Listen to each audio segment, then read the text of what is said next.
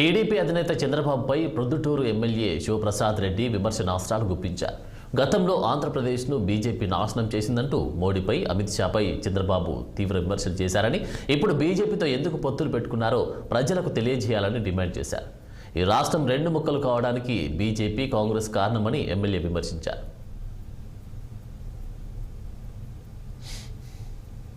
ఈ చంద్రబాబు నాయుడు ఇదే భారతీయ జనతా పార్టీని దూది ఏకినట్టు ఏకినాడు.